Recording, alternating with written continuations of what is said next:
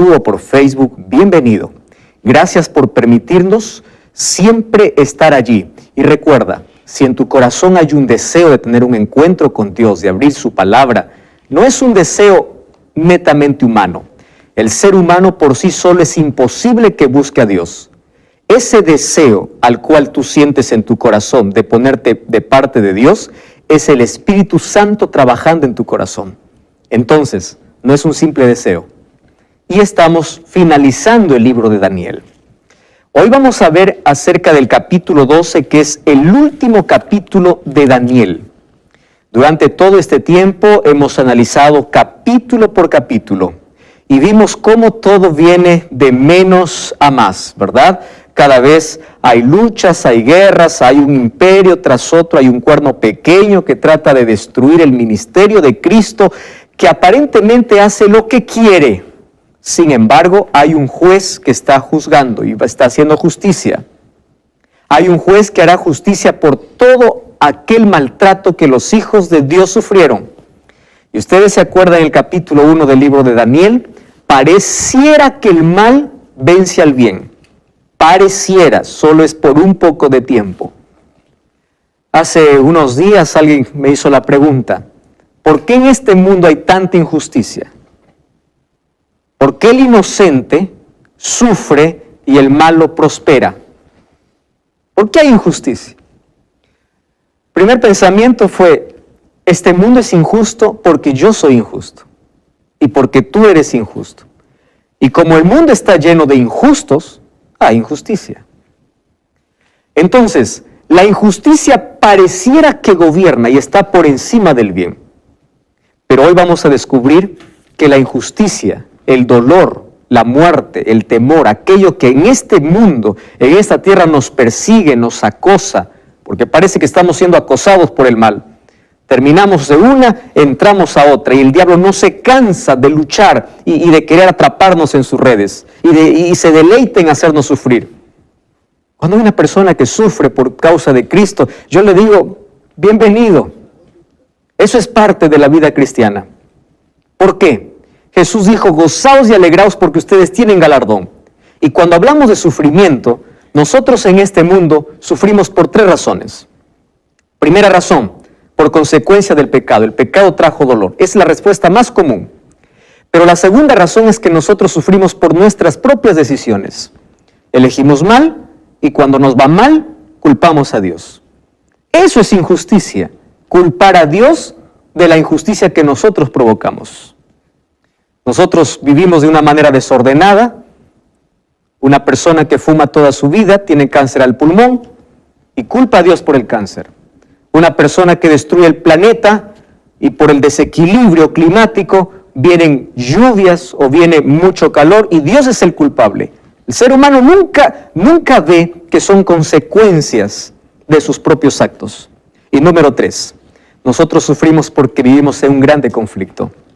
Y el diablo se deleita en hacer sufrir a los hijos de Dios. ¿Eso qué significa? Dios no se olvidó de ti, Dios sufre contigo, Dios está para abrazarte, Dios está para acompañarte. Y Él nunca prometió que en este mundo tú no pasarías dolor. Él dijo, Dios es nuestro amparo y fortaleza. Yo soy tu amparo. David decía, cuando pase por el valle de sombra y de muerte, tú estarás conmigo. Dios no va a evitar que tú pases por el valle de sombra y de muerte. Él te prometió su compañía, pero te prometió algo más. El dolor no tendrá la última palabra. La muerte no tendrá la última palabra. La persecución, la burla, el caos de este mundo no tendrá la última palabra. La última palabra lo tiene Dios. Este es el capítulo donde Daniel cierra la visión y donde Dios abre una vez más la visión del futuro con Apocalipsis. Es por eso que Daniel y Apocalipsis deben ser estudiados de una manera paralela. Capítulo 12 habla todavía de eventos que no se cumplen. Y Apocalipsis 1 hasta el capítulo 22 continúa simplemente la revelación, solo que hay una diferencia. Daniel no conoció a Juan, porque vivieron con más de 700 años de diferencia. En el cielo se van a encontrar y se van a abrazar. Y Juan le va a decir, lo mismo que Dios te reveló, me reveló a mí, pero Dios no te reveló a ti lo que yo supe acerca del fin. Ahí se encontrarán estos 2 profetas que no se conocieron, en el cielo se abrazarán, pero ahí ellos mediante ellos Dios nos dio la mayor revelación. Ahora fíjense lo que dice el versículo 1. 12:1. Voy a comenzar aquí por Nicolás. ¿Puede leer por favor el versículo 1? ¿Qué dice allí? Dice, en aquel tiempo se levantará Miguel, el gran príncipe que está de parte de los hijos de tu pueblo, y será tiempo de angustia, cual nunca fue desde que hubo gente hasta entonces. Pero en aquel tiempo será libertado su pueblo, todos los que se hallen escritos en el libro. Qué lindo. Recuerden que el capítulo 12 es la continuación del capítulo 11. ¿Cómo termina el capítulo 11? El capítulo 11 termina con la abominación desoladora y cómo el cuerno pequeño trata de sacar a Dios y lucha con el pueblo de Dios. Miren el versículo 45 del capítulo 11, el último versículo del capítulo 11. Plantará la tienda de su palacio entre los mares y el monte glorioso y santo. ¿De qué está hablando? De el cuerno pequeño, ¿verdad? Ahora fíjense, pero llegará a su fin. Es decir, después de tanto pisotear al pueblo de Dios, después de engrandecerse en contra de Dios, después de sentarse en el monte glorioso. ¿Qué se refiere con ese monte? La palabra monte o montaña en la profecía, ¿qué cosa significa? Un reino, un poder glorioso. Un monte glorioso tiene un poder deslumbrante. Es decir, es respetado por todo el mundo. Él está en la cumbre. Entonces dice, pero llegará a su fin. La palabra santo es por lo que Él se proclama santidad. ¿Cómo se llama el pontífice de este mundo? Santo Padre, ¿verdad?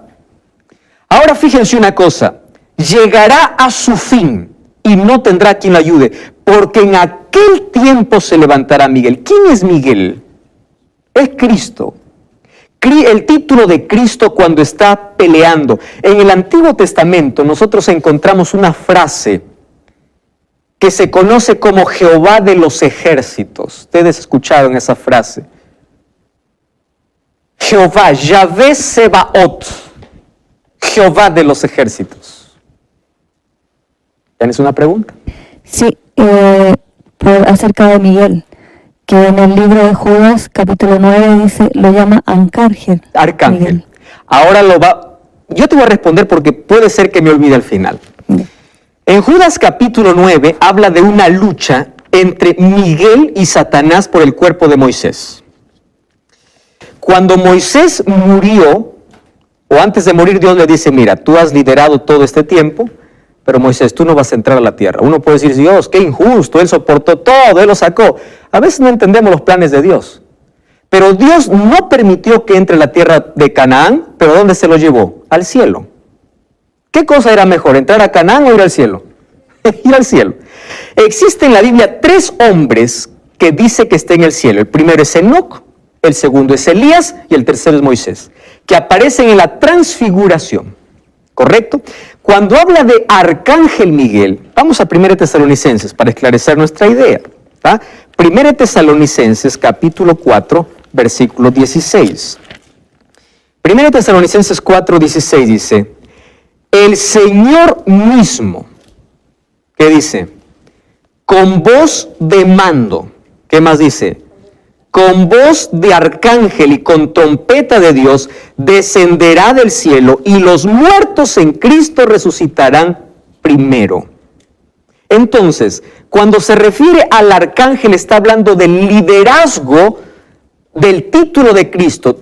Cristo es el príncipe, es decir, si hablamos de una batalla, de un ejército, Él es el capitán. Él es el que está delante, el arcángel Miguel. Él es el líder. No está diciendo que Jesús sea un ángel, porque Él es eterno, pero toma títulos y nombres para cada situación. Él es nuestro pan de vida, Él es el agua de vida, Él es nuestro camino cuando estamos perdidos, Él es la puerta cuando no hay salida, Él es la vid cuando queremos permanecer en Él, y cuando estamos en lucha, Él es nuestro capitán. Cuando estamos en guerra, Él es quien comanda, Él es el general, quien comanda todos los ejércitos angelicales. Por eso ese Miguel es ahora conocido no solamente para un título de Cristo, sino como el arcángel Miguel. Y 1 Tesalonicenses dice, con voz de mando, con voz de arcángel, una vez más, con trompeta de Dios descenderá del cielo y los muertos en Cristo resucitarán primero. ¿De qué momento está hablando? De la venida de Cristo. Muy bien. Entonces dice allí, se levantará Miguel, Yahvé Sebaot, Jehová de los ejércitos. Ahora, lo impresionante de todo dice, este príncipe está de parte de tu pueblo. ¡Wow! Esto es lo más glorioso.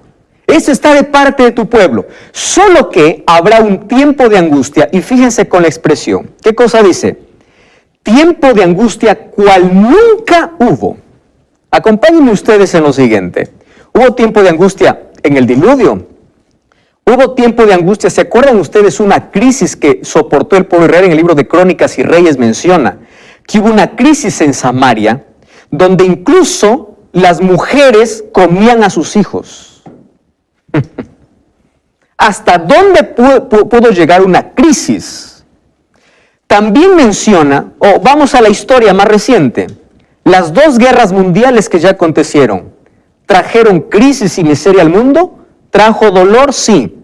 Los atentados que hoy ocurren, las inundaciones, las avalanchas, los huaicos, las tormentas, las cosas que hoy ocurren, ¿producen angustia, sí o no? Sí. Solo que aquí dice, el tiempo de angustia de ahora que va a venir no se compara en nada a la angustia que nosotros estamos pasando. Porque esto ocurrirá cuando se levante Miguel. Próximo capítulo vamos a entender cuándo se levanta Miguel. Será un tiempo de angustia cual nunca hubo. ¿Por qué habrá angustia? Hoy nosotros ya vivimos un tiempo de angustia, ¿o no? Miren lo que dice 2 de Timoteo capítulo 3, hablando acerca del tiempo del fin. 2 de Timoteo capítulo 3 habla de nuestra generación. Se dice que vivimos en la generación Y y Z, ¿verdad? La generación Z, aquellos nativos digitales. Pero miren cómo narra la Biblia la última generación. 2 de Timoteo 3.1, también debes saber esto, que en los últimos días, ¿qué cosa dice? Vendrán tiempos peligrosos. Algunas versiones lo traducen como tiempos angustiosos, 2 de Timoteo 3.1. ¿Y qué más dice allí? ¿Puedes leer, por favor, tú que estás allí con el texto? ¿Qué dice el versículo 2? Porque habrá hombres amadores de sí mismos, ávaros, vanagloriosos, soberbios, blasfemos, desobedientes a los padres, ingratos, impíos. Versículo 3 también puedes leer. Sin afecto natural, implacables, calumniadores, intemperantes, crueles, aborrecedores de lo bueno. Y el 4 también para completar la idea. Traidores, impetuosos, infatuados, amadores de los deleites más que de Dios. ¿De qué tiempo está hablando? Del fin. Sí. Díganme si no está narrando exactamente las noticias de hoy. ¿Por qué tanto atentado? ¿Por qué tanta guerra? ¿Por qué tanto armamento? ¿Por qué tanto odio? Por el egoísmo del hombre. La razón es porque sacó el hombre de su corazón, a Dios de su corazón. Sacó a Dios de su historia. Con la teoría de la evolución lo sacó a Dios para siempre, diciendo, nosotros venimos de la nada. Y miren, una persona que no cree en Dios, ¿qué moral va a tener? Yo vengo de un mono. Yo soy irracional. Yo me comporto como un animal. ¿Por qué? Porque mi origen es un animal. Yo no tengo un destino. ¿Qué destino voy a tener si mi origen no viene de Dios? Entonces dice, la razón por la cual está así esta última generación es porque ama más sus deleites que a Dios, o saca a Dios de su vida. Se prohíbe las Biblias en muchas escuelas. Se prohíbe religión en muchos colegios. ¿Por qué? Porque prefieren colocar otras cosas por encima de Dios. Y finalmente, miren el mundo como está. ¿Por qué hay tanta injusticia? ¿Por qué hay tanto dolor? Porque el ser humano usó su libertad para sacar a Dios de su vida. Esa es nuestra realidad. Sin embargo, eso no es comparado a este tiempo de angustia. ¿Qué tiempo de angustia está hablando? Vamos aquí a ver de qué habla. Jeremías capítulo 30, versículo 6. Vamos unos capítulos antes. Ustedes saben que aquí Jeremías, el profeta, ya hablaba acerca de este tiempo de angustia final. Jeremías capítulo 30, versículos 6 y versículo 7. ¿Puede leer María, por favor?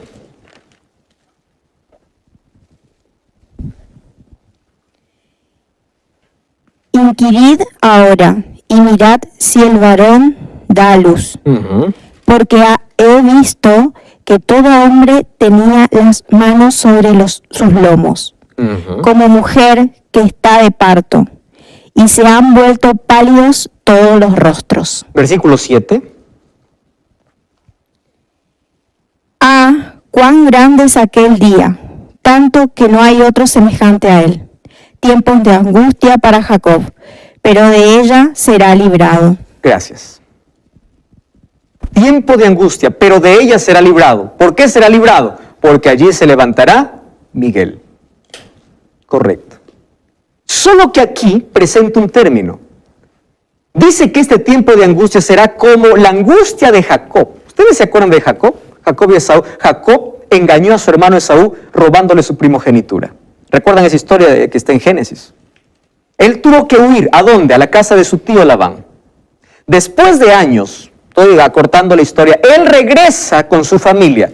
Y cuando está regresando, él sabe que su hermano Esaú viene con 400 hombres.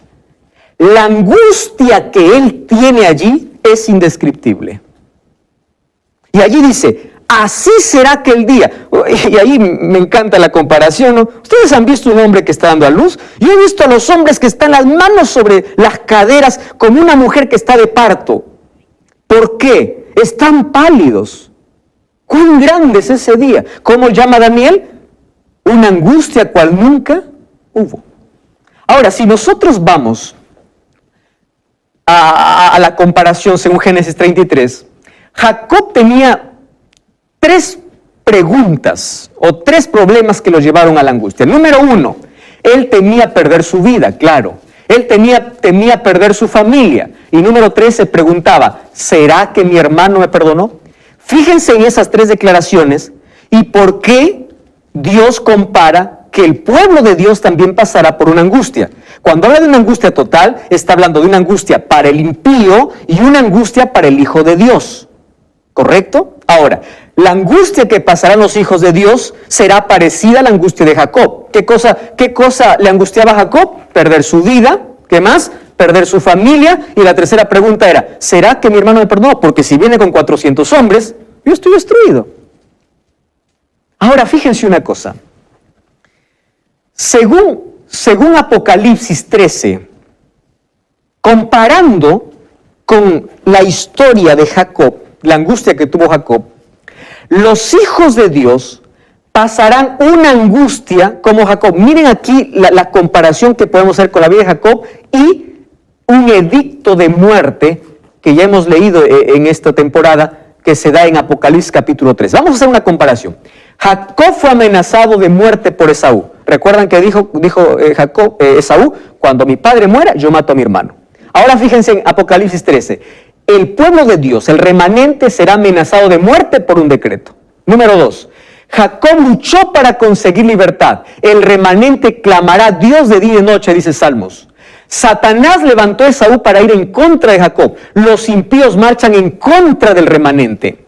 Satanás puso a Jacob el sentimiento de culpa. Ahora en el tiempo final, Satanás se esforzará para hacerlos pecar, que su caso ya no tiene esperanza. Jacob se apegó al ángel e insistió hasta prevalecer. ¿Se acuerdan la lucha que tuvo con el ángel? El remanente se apegará a Dios en oración. Dios salvó a Jacob y el remanente será salvo ¿por quién? Por Dios.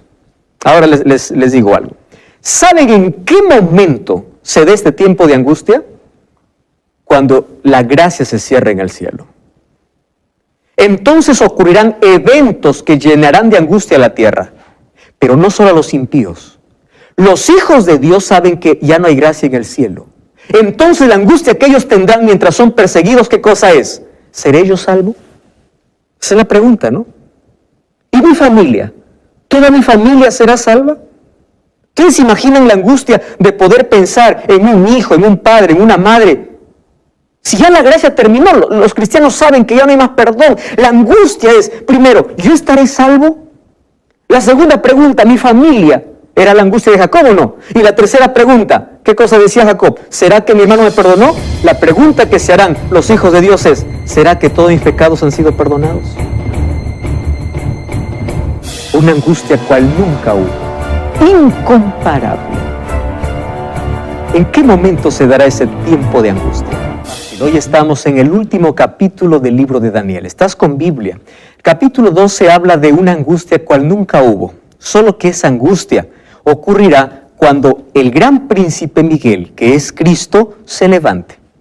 Hoy queremos comprender cuáles son los eventos que sucederán antes de que el gran príncipe Miguel sea levantado o se levante. La pregunta es, ¿de dónde se va a levantar? ¿Y qué acontecimientos o qué eventos ocurrirán? Antes quiero mencionarte algo. La última fecha que data la Biblia como fecha exacta es 1844. Después de 1844, los eventos no más tienen fecha. ¿Por qué? Porque estamos hablando del tiempo del fin. ¿Y por qué Dios no colocó una fecha para el tiempo del fin? Porque Él sabía del ser humano. El ser humano nunca amaría a Dios, sino tendría un arrepentimiento por miedo. Él decidió no poner fecha para el final, solamente eventos para alertarte. Recuerdan que Jesús dijo a sus discípulos y a todos sus seguidores, cuando ustedes vean estas señales, levanten la cabeza. No dijo fecha, pero ¿qué cosa dijo? Habrán señales. Levanten la cabeza porque vuestra redención está cerca. Muy bien, vamos a hablar entonces, aquí en este cuadro, algunos asuntos muy interesantes. Miren, aquí coloqué una línea, no entre toda la historia del mundo, sino entre nuestros días y la eternidad. Entonces coloqué una línea corta porque no hay muchas cosas que faltan que suceda. Hoy nosotros vivimos acá, este ser humano acá representa a ustedes y a mí, y representa también a ti que estás viendo el programa, ¿correcto? Entonces, mira, este es nuestro tiempo. Mientras nosotros estamos haciendo nuestros quehaceres de aquí para allá, corriendo, a veces descuidamos nuestra salvación, hay 4 cosas que están ocurriendo. Y nosotros los ignoramos. Miren, ve, y esto está profetizado en la Biblia. Entonces, ¿cuánto falta para que termine la gracia? Cuando se levanta Miguel, significa cuando Jesús sale del santuario como intercesor, y los casos de todos los seres humanos está decidido, es decir, el juicio se dio. Cada uno eligió en qué lado estar. Entonces, cuando dice, se levanta Miguel, está haciendo referencia al momento cuando Cristo sale del lugar santísimo, terminando su obra intercesora, donde no hay más gracia, ni perdón, ni salvación. Hace algunos años una persona me decía, pastor, yo me voy a arrepentir cuando vea a Jesús ahí viniendo en el cielo, ahí me arrepiento, Jesús no es malo, Jesús me va a llevar. No conocía que para ese tiempo la gracia había terminado hace mucho tiempo, ¿correcto? Ahora fíjense, este es nuestro tiempo, muy bien. ¿Cuánto falta para el cierre de la gracia? Si no hay fecha, la Biblia me dice algunos eventos. Por ejemplo, primer evento, zarandeo. Jesús dijo que dentro de su pueblo habría trigo y cizaña. ¿O no dijo así? Por eso nunca mires personas, ¿correcto? Porque en todo pueblo, en todo lugar va a haber trigo y cizaña. ¿Qué cosa es el zarandeo? Zarandeo son los problemas, las dificultades, las pruebas. Zarandeo es la presión que tienen los cristianos para que su fe sea probada. Existen 2 cosas que son probadas en la vida, la fe y el amor. Tú puedes probar cuánto amas y tú puedes probar cuánta fe tienes. ¿Cómo se prueba la fe? Cuando yo sigo creyendo en Dios, aun cuando no lo vea, aun cuando no lo sienta, aun cuando piense de que Dios me abandonó, creo que Dios está conmigo. La fe es probada. Hay algunos que abandonan su fe ante el primer problema, ¿verdad? Ya hemos visto hablando acerca de fe en los capítulos anteriores del libro de Daniel. Zarandeo. Ustedes ya vieron hoy cuántas personas aceptan a Cristo todos los días, millones. ¿Y ustedes saben cuántos abandonan a Cristo todos los días? Billones. Mientras unos entran, otros salen. Unos entran, otros salen. Por eso una persona me dijo, pastor, por eso yo no quiero estar adentro. Le digo, 2 errores cometes. Uno, porque de afuera miras, pero tú nunca probaste. ¿Cómo sabes que tú vas a caer? La experiencia de cada ser humano es única. No significa que si el otro cayó, yo voy a caer. Ahora, fíjense una cosa. La vida cristiana no es mirar a los demás. La vida cristiana es mirar a Cristo. ¿Cuándo una persona cae? Cuando deja de mirar a Cristo. ¿Recuerdan cuando Pedro empezó a hundirse en el agua? Cuando dejó de mirar a Jesús. Ahí es cuando una persona cae. Si ustedes leen todos los días la Biblia, oran todos los días, van a estar fuertes. Vengan los problemas, vengan todo lo que sea, van a estar firmes. Es como una persona que no come, ¿verdad? Está allí flaquito porque no come. Viene un viento, pues lo cae. Pero una persona que está fuerte, viene una tormenta, él está firme. Así es la vida cristiana. Uno cae el momento que saca los ojos de Jesús. El problema no es caer. El cielo estará lleno de personas que fracasaron. Es más, ustedes sabían que la Biblia fue escrita por 3 ex asesinos. ¿Sabían eso o no? Primer ex asesino, Moisés. Moisés mató a un egipcio. Escribió 5 libros de la Biblia. Segundo asesino, David. Gran parte de los salmos escribió David. Tercer asesino, Pablo. 3 epístolas en el Nuevo Testamento. Ellos estarán en el cielo. Pero como ex, quiere decir que el cielo no estará lleno de gente moralista, de gente que, es buena, que nunca hizo nada malo. El cielo estará lleno de gente arrepentida, de gente que abandonó su pecado, de gente que no fue perfecta, pero colocó la gracia de Cristo. ¿Se entiende? Hoy estamos en este momento y nadie habla de esto, ¿verdad? Número 2, la lluvia tardía es una promesa de Dios. ¿Qué significa la lluvia tardía? El derramamiento del Espíritu Santo. En el libro de Joel, capítulo 2, versículo 23 y 28, habla acerca de este derramamiento. Solo que, ¿a qué llamamos lluvia temprana? Abran la Biblia, por favor, en Hechos, capítulo 2. La lluvia temprana descendió cuando Cristo se fue al cielo. Hechos, capítulo 2. ¿Correcto? Hechos, capítulo 2. Versículo 4. Versículo 3. Se les aparecieron lenguas repartidas como de fuego, asentándose sobre cada uno de ellos. Todos fueron llenos del Espíritu Santo y comenzaron a hablar en lenguas según el Espíritu les daba. Versículo 7. Estaban atónitos y admirados diciendo, ¿no son galileos estos que hablan? ¿Cómo los oímos hablar en nuestra lengua? A ver, vamos a parar un poquito aquí. ¿Qué sucedió cuando Cristo fue al cielo después de 50 días? ¿Qué cosa vino? El Espíritu Santo. Correcto. ¿Sobre quién? Sobre sus discípulos. Hay algunos que dicen, no, miren, la iglesia verdadera es una iglesia que habla lenguas. ¿Ustedes ya escucharon eso? Porque cuando viene el Espíritu Santo, ¿cuál fue la primera evidencia? Hablar en lenguas. Escuchen lo que voy a decir, porque esto es importante. El Espíritu Santo es derramado para proclamar el Evangelio.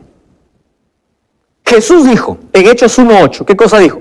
Ustedes me serán testigos en Judea, en Samaria, en toda la tierra, pero vendrá sobre ustedes el Espíritu Santo, ¿correcto? ¿Están de acuerdo conmigo? ¿Cuál es el trabajo del Espíritu Santo? Convencer de pecado. El ser humano no convence a nadie. ¿Quién convence quién es? El Espíritu Santo. ¿Están de acuerdo ahí? Correcto.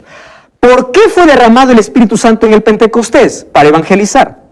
Algunos dicen, hablar lengua significa cerrar los ojos, dejarse llevar y hablar cualquier cosa. Espera un momento. Mira lo que dice el texto. ¿Qué cosa dice el texto? Ellos no hablaban cualquier cosa, ellos hablaban idiomas. ¿Entienden esto? Versículo 7 dice, mirad, ¿no son galileos estos? ¿Cómo los oímos hablar en cada uno de nuestra lengua? Quiere decir, ¿la gente lo entendía o no lo entendía? Lo entendía, pero en su propia lengua. ¿Qué significa el don de lenguas? Tener la capacidad de aprender o de hablar otro idioma. No es hablar cualquier cosa. La manifestación del Espíritu Santo dice que el Espíritu Santo otorga dones para edificación de la iglesia y para el cumplimiento de la misión. Se hizo un estudio en la Universidad de Pensilvania. Y saben que se hizo un estudio de aquellas personas que dicen que hablan lenguas. Yo noté aquí un asunto interesante. Dice que cuando ellos hablan disque lenguas, que no son idiomas, no se activan las áreas del lenguaje del cerebro. ¿Por qué? Porque no es ningún tipo de comunicación. Ahora, fíjense lo que dice 1 Corintios 14. Aquí lo aclara mucho más el apóstol Pablo. 1 Corintios, vamos a 1 Corintios, capítulo 14. ¿Está? 1 Corintios 14. Me va a acompañar rapidito en algunos textos. Por ejemplo, versículo 19. 1 Corintios 14, 19. O mejor, comencemos por versículo 10. Dice así, tantas clases de idiomas o lenguas hay seguramente en el mundo. ¿Y qué cosa dice? Ninguno de ellos carece de significado. ¿Correcto? Quiere decir que si yo hablo cualquier cosa y no tiene significado, no tiene importancia. ¿Qué cosa dice el versículo 19? Pero en la iglesia yo prefiero hablar 5 palabras pensando que 5,000 palabras sin saber lo que estoy diciendo. ¿Qué más dice? Para enseñar a otros que 10,000 palabras en lengua desconocida. Es decir, cuando Dios usa a alguien con el don de lenguas para transmitir un mensaje, si yo estoy aquí hablando español, para ustedes que me entienden español, yo no necesito aquí el don de lenguas. Pero si yo empiezo a hablar para portugués, para inglés, para alemán, para francés, yo sí necesito, porque necesito comunicar un mensaje en su lengua. ¿Está comprendido eso? Mire el versículo 27. Escuche, la Biblia está diciendo, si alguien habla en lengua extraña, que sean 2 o a lo más 3, y por turno, ¿pero qué cosa? Que hay un intérprete. Es decir, si vas a hablar otra lengua, que alguien te interprete. Porque si no, ¿para qué hablas? Mire el versículo 33. Con esto cierro esta parte. Porque Dios no es Dios de confusión, sino de paz. Está claro este asunto. Entonces, el Espíritu Santo se derramó y hablaron en lenguas porque vieron necesidad de transmitir el mensaje. Ahora el Espíritu Santo se derramará como la lluvia tardía, ¿para qué? Para que el Evangelio pueda ser proclamado en todo el mundo. ¿Qué dijo Jesús en Mateo 24? Entonces vendrá el fin cuando el Evangelio sea proclamado. Yo creo que nuestra generación es la generación menos inocente de las generaciones anteriores, porque ahora el Evangelio es predicado en iglesias, en las noticias, en los periódicos, en los medios de comunicación, en la radio, en la TV, en todo medio. Dios permitió la ciencia, ¿para qué? Para que el Evangelio llegue a todo el mundo. La lluvia tardía, ¿qué significa? Que el Espíritu Santo será derramado, ¿y qué cosa habrá? Una predicación cual nunca hubo. Ustedes se dan cuenta que cada día la predicación es con más fuerza. Cada día se proclama, pero cada vez hay más oídos sordos. Yo siempre digo lo siguiente: ¿de qué sirve la gracia abierta cuando hay un corazón cerrado? ¿De qué sirve? Ahora fíjense otra cosa. Muy pronto se dará, ¿qué cosa? Un decreto dominical. Vamos a Apocalipsis capítulo 13. Vamos al versículo 12. Dice, ejerce toda la autoridad de la primera bestia. Ustedes saben que Apocalipsis 13 habla de 2 bestias. Y le voy a pedir que todos ustedes puedan ver la serie de Apocalipsis. Tú también que estás viendo el programa, mira la serie de Apocalipsis porque ahí explico con detenimiento este capítulo. Pero hoy le voy a hacer un resumen a ustedes. La primera bestia habla acerca de el cuerno pequeño. Y la segunda bestia es un poder político que es representado como Estados Unidos. ¿Ustedes saben que Estados Unidos nació siendo una nación protestante? Sí saben eso. Cuando ellos proclamaron su libertad, ellos dijeron, Estados Unidos era un país sin rey y sin papa. ¿Por qué?